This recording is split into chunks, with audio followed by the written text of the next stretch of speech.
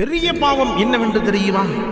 ஹஜ்ரத் இப்னு மஸ்ஊத் ரலியல்லாஹு தஆலா அன்ஹு அவர்கள் ரிவாயத் செய்கிறார்கள், நபிகள் நாயகம் ஸல்லல்லாஹு அலைஹி வஸல்லம் அவரிடத்தில் ஒரு முறை ஒரு கேள்வி கேட்கப்பட்டது. என்ன கேள்வி?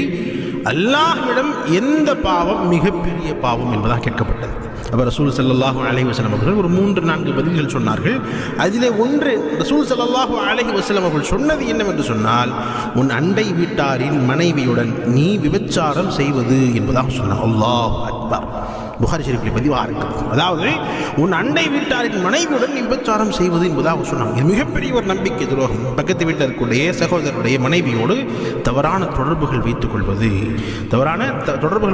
விபச்சாரம் செய்வது, தவறான எண்ணத்தில் பார்ப்பது, இது மிகப்பெரிய பாவம் அல்லாஹ்விடத்தில் என்பதாக சொன்னார். எனவே சின்ன பாவம் பெரிய பாவத்துக்கு என்ன வித்தியாசம் என்பதாக சொன்னால், சின்ன பாவத்தை அல்லாஹ் நன்மையை கொண்டு அல்லாஹ் மன்னித்து விடலாம். ஆனால் பெரிய பாவம் இஸ்திக்பார் செய்யாமல் பாவமன்னிப்பு தேடாமல் மன்னிக்கப்படாது என்பதாக ரசூல் ஸல்லல்லாஹு